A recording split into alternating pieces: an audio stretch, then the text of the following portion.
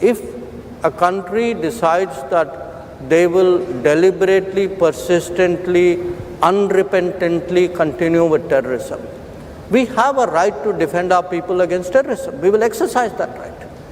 How we exercise that right is up to us. Nobody can tell us what we should do or not. We will do whatever we have to do to defend ourselves. It's a common sense proposition. Now, again, as I said, a lot of it is goodwill. Many years ago, we agreed to a water arrangement, water sharing arrangement, because the belief, the underpinning of that was, it was a gesture of goodwill, because for good neighborliness we were doing it. But if you had decades of terrorism, there is no good neighborliness. If there is no good neighborliness, you don't get the benefits of that good neighborliness.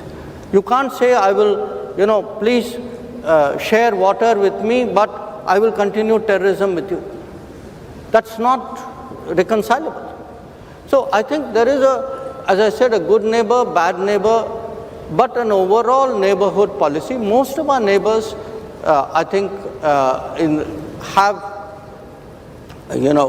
the realization that India's growth is today a lifting tide.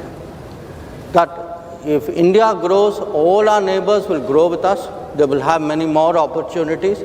I think that, in a sense, is the message which I also took to Bangladesh.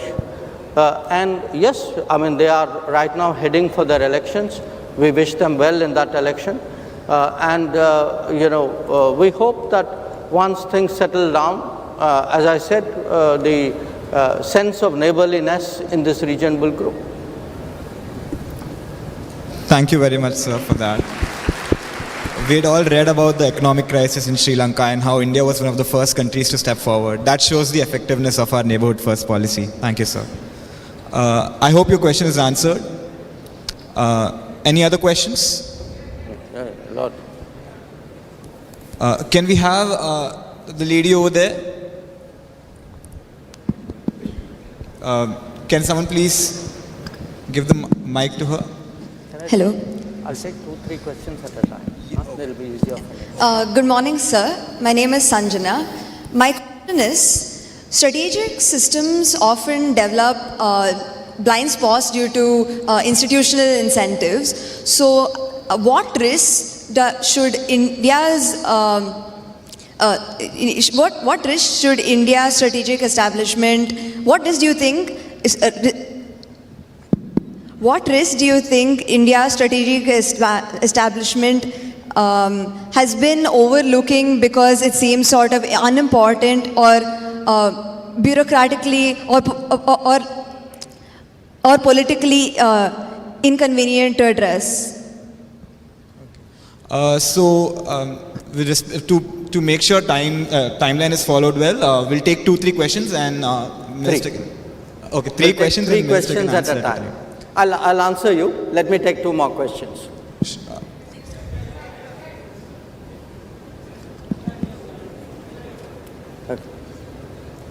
Can we have the lady over there ask a question, please?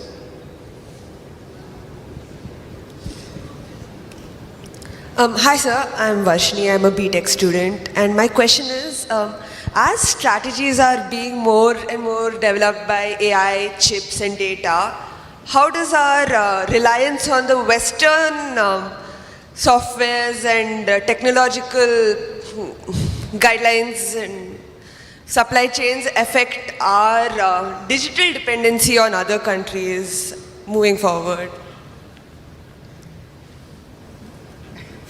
One more. Anyone else? One last question before we answer. Sure.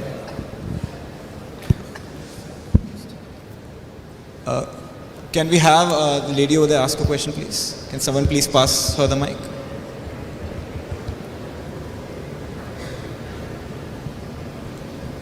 Hello sir, I am Diya Lakshman. I study in class 10 at Kendra Vidyalaya IIT Chennai.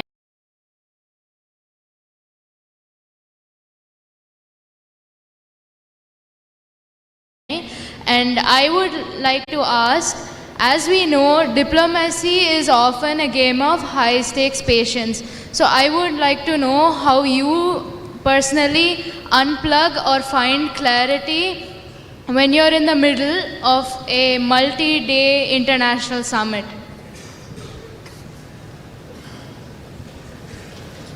Okay, very good. So we start with blind spots and end with patience. Okay. So look, here's the blind spot issue. First of all, it's very hard to say, okay, that's my blind spot, because if you know it's your blind spot, it's not your blind spot. It's often, in a way, auditing forensics you do on yourself and your system to say, okay, we missed that, we should have seen that, we could have anticipated that. And typically, you know, in our business, there are 2 or 3, I would say, orthodoxies or natural behavioral patterns which can create problems. You know, one, there's a natural tendency to extrapolate the past. Okay, we are all empirical. You know, if I met you 10 times, the 11th time, it's very natural, I believe, that you will behave more or less like you did the previous 10 times.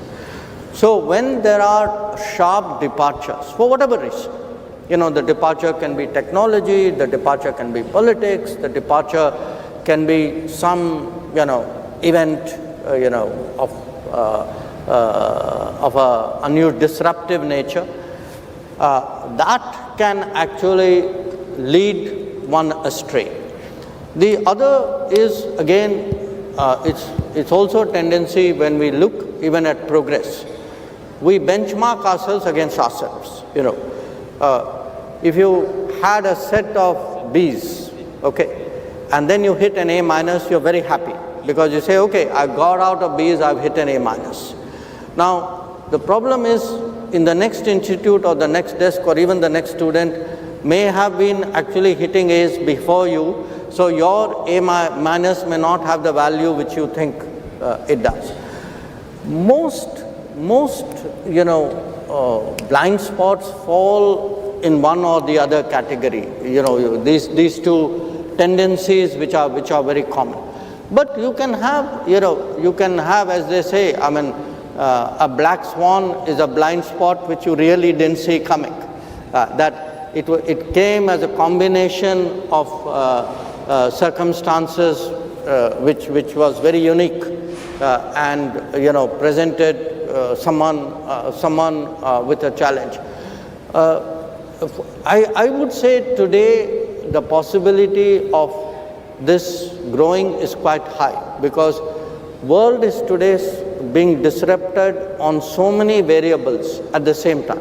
You know, somebody in the next question, somebody mentioned AI, for example. But if you look at technology, you look even at supply chains, you look at economic policies, you look at climate events, pandemics. I mean, just think of the last 5 years. You know, everything which people said, oh, you can have wars, but you know, in this day and age, you can't have long wars. Nobody can afford it.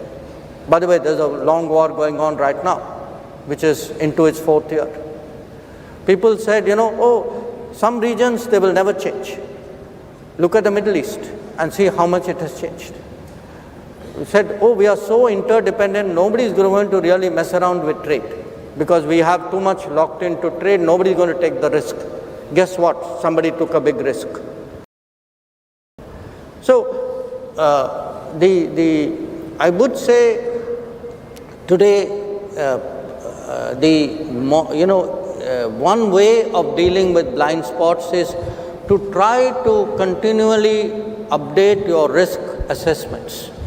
And you know, it sounds like you're playing defense. That's not really the intent, but you actually continuously build a risk mitigation. You know, if you ask me today, what are most countries doing in foreign policy? They are de-risking. They're de-risking their economy. They're de-risking their politics. They're de-risking their dealings with everybody. They're sometimes de-risking their internal, narratives. So that's really right now a very, very big challenge. Moving on to the broader issue, not just AI, but what you say, supply chains, how, what are the risks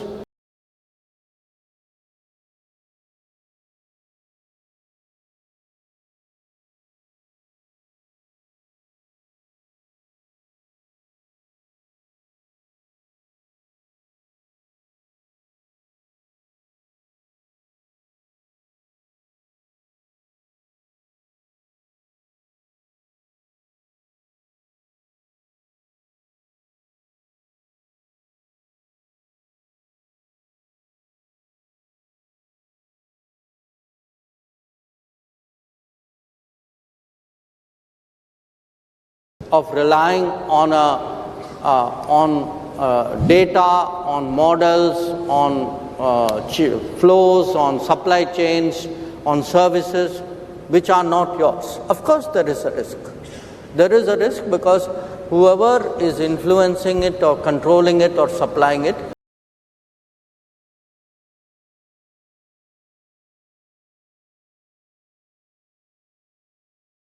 they have an agenda. Everybody in the world has an agenda. So don't expect them not to use it. So part of, when we say Viksit Bharat, when we say Atmanirbhar Bharat, the whole idea is to motivate ourselves. And I say this to all of you, it's particularly your generation, because it's in your lifetime that Viksit Bharat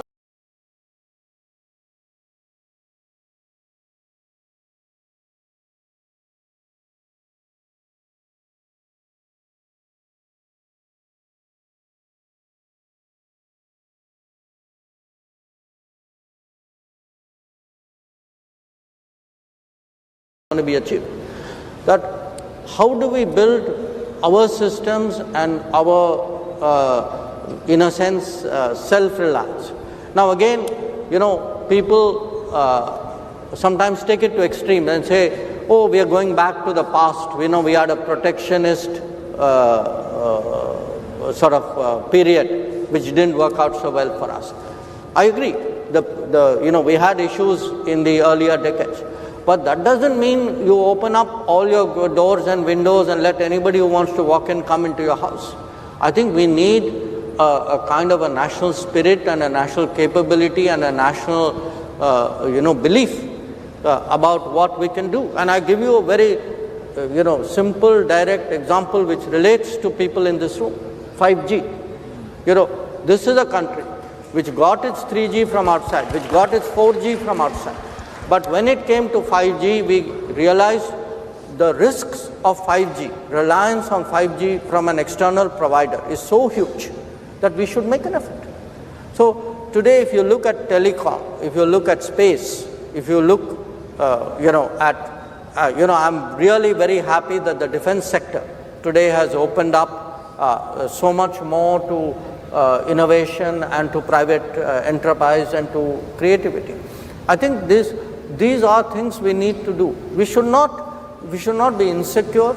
We should not be, hostile to something coming from outside, because at the end of the day we'll be connected, but we need to build our capabilities, and that's what it is about. The unplugging bit, look, in my life I don't have off days, okay? It's not like I work Monday to Friday and say Saturday, Sunday I won't do anything, because the world doesn't accommodate that. The world still runs on a Saturday, Sunday. And often my Friday is somebody's Saturday, and my Monday has to be somebody's Sunday. So my life is very mixed up. It doesn't operate on a single time zone. And as I said, there is no off switch, on switch. So what I try to do is within that build habits and practices and indulgences which make you a stable and reasonable and congenial person who can deal with the rest of the world. So I do what normal people do. I listen to music, I read books, I watch movies, I see sports. Most of the time I'm very normal.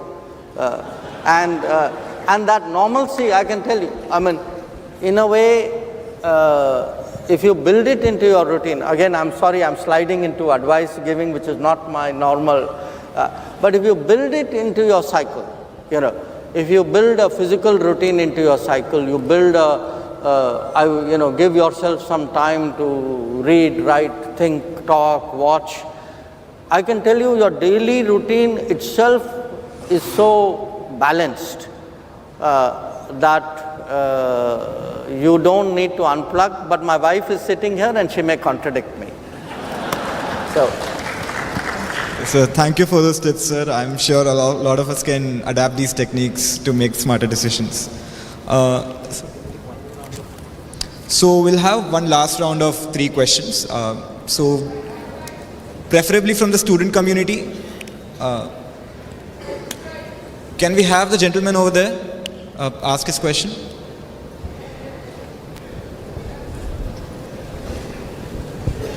Towards the front.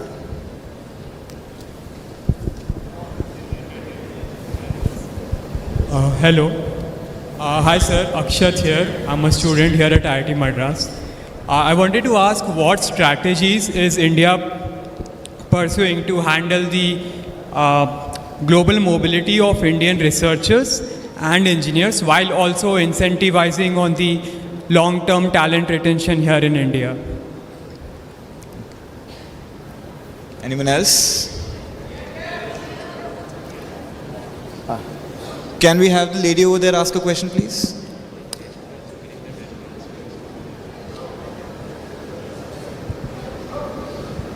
Good morning, sir. I'm Arshada, BTech undergrad from Mechanical Engineering Department. So my question is, given the growing importance of technology, talent and trust in shaping global trade and influence today, how can India's top academic institutes and research institutes leverage global collaboration to increase the country's soft power?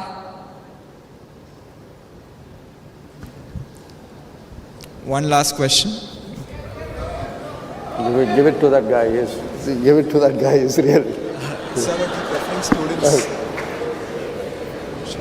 Yeah, sure. Can we have the gentleman over there ask his question?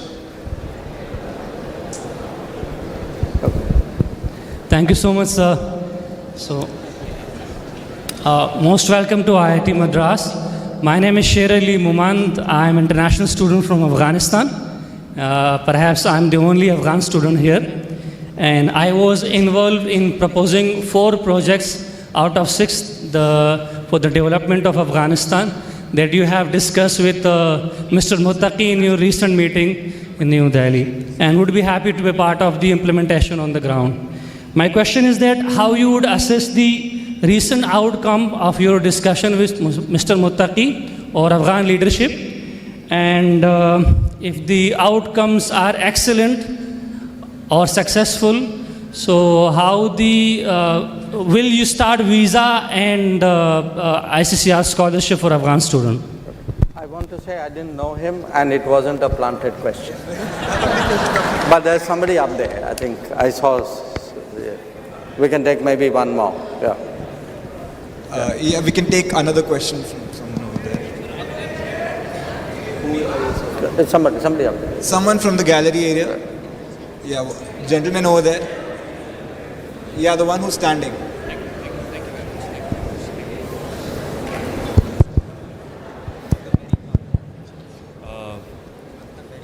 I'm speaking. Hello.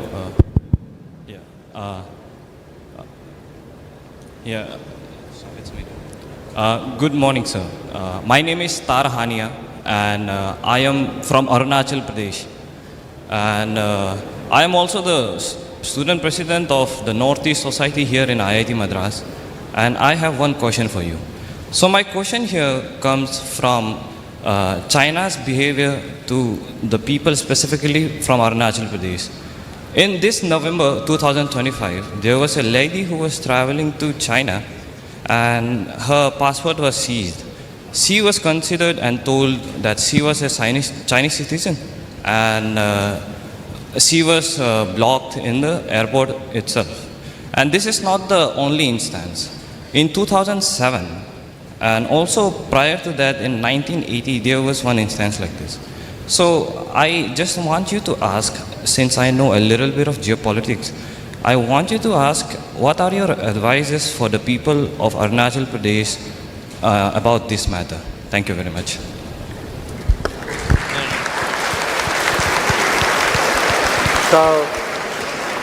So let me start with the first question on global mobility of researchers.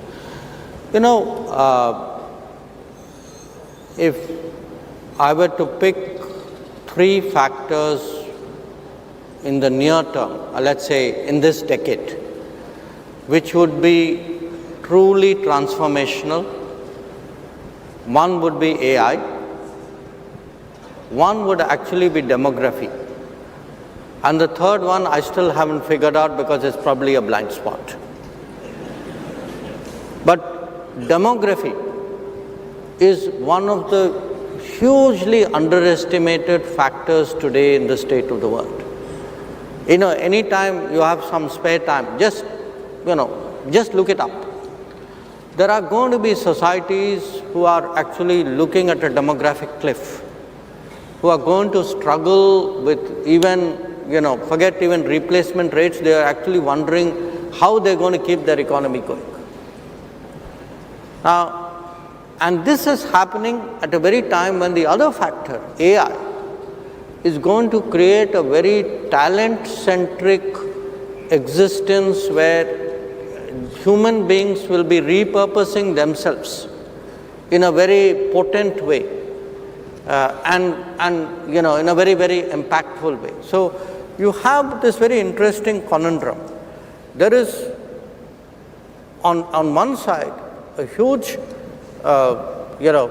capability that is very visible. It's latent, but it's getting realized every day. But at the end of the day, yes, it requires compute, yes, it requires energy, but it requires talent. On the other side, you will have this very uneven talent pools, talent shortages.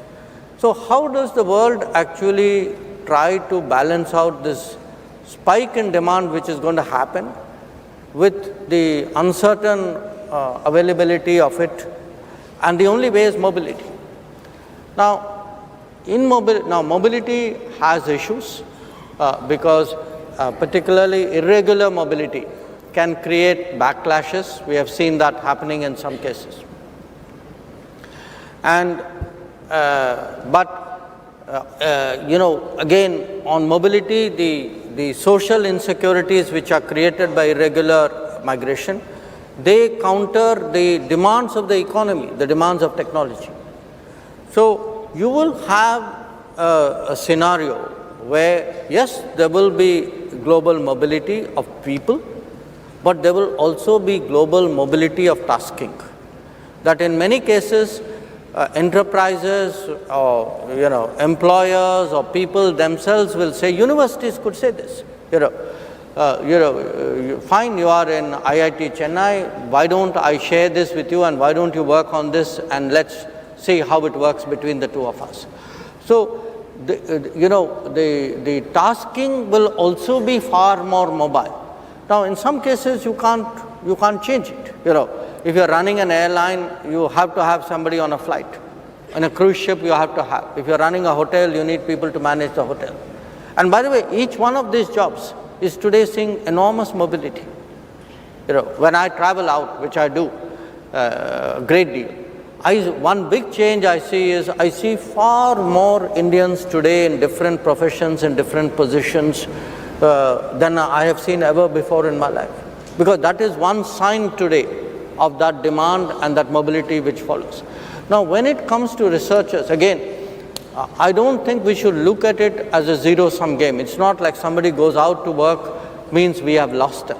Because experience has actually shown many of the people who've gone out have actually fed back in, triggered, they've been catalysts, they have been contributors, they have been pathways to building relationship.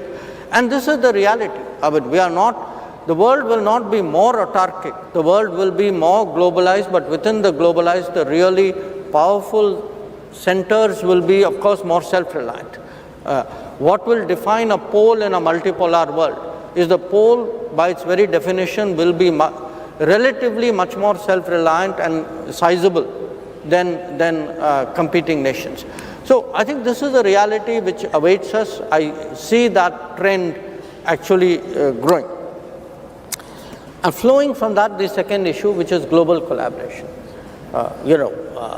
Again, there are, often when we think of global collaboration, we are psychologically inclined to think ourselves as takers.